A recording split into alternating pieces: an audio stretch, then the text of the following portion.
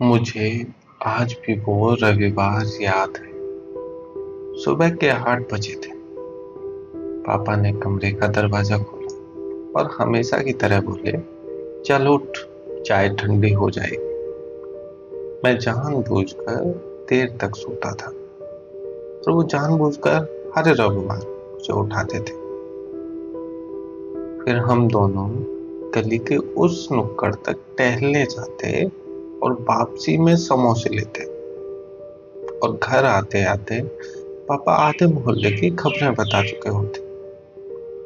उस समय मुझे लगता था ये सब हमेशा रहेगा, जैसे बचपन हमेशा रहता है, जैसे घर हमेशा रहता है, जैसे अपने लोग हमेशा पास रहते हैं। फिर धीरे धीरे जिंदगी तेज हो गई।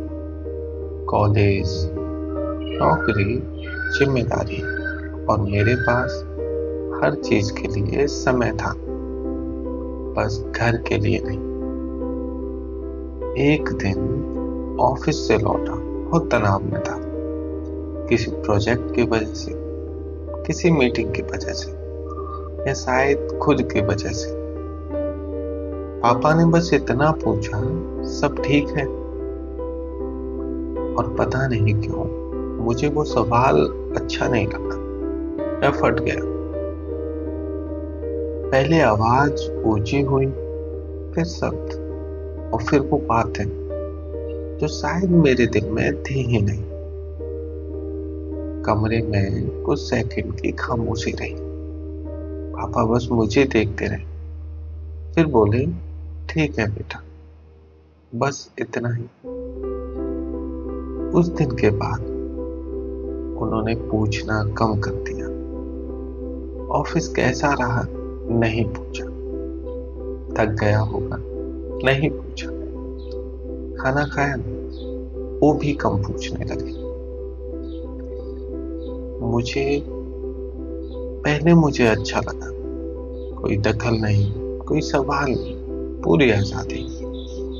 फिर एक दिन बहुत बुरा दिन आया। ऑफिस में गलती हो गई, दोस्तों ने साथ नहीं दिया, और घर लौटते समय दिल बस यही चाहता था कि कोई पूछ ले क्या हुआ है। लेकिन घर पहुंचकर सब अपने अपने काम में लगे थे। तब अचानक याद आया, एक समय था जब कोई हर दिन पूछा करता था और मैंने ही उसे चुप करा दिया था। उस रात मैं बहुत देर तक जागता रहा। अजीब बात है, गुस्सा उस दिन सिर्फ 10 मिनट रहा था, लेकिन उसकी बनाई हुई दूरी सालों तक रही। कुछ महीनों बाद मैं और पापा फिर साथ बैठे। कोई बड़ी बात नहीं हुई, कोई फिल्मी माफी नहीं, कोई भावुक संवाद नहीं, बस चाय थी, खामोशी थी, और बीच बीच में कुछ छोटी बातें। लेकिन उस दिन मुझे एक बात समझ आई, गुस्सा रिश्ते नहीं तोड़ता, गुस्सा तो कुछ मिनटों का होता है।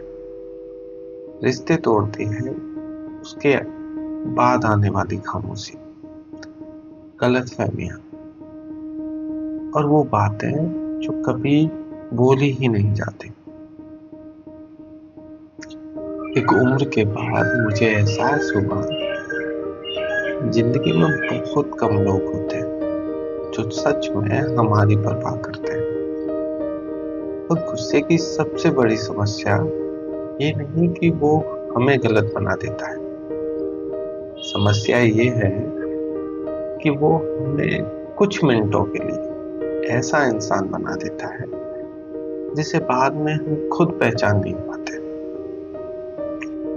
उस दिन मुझे लगा था सब खत्म हो गया,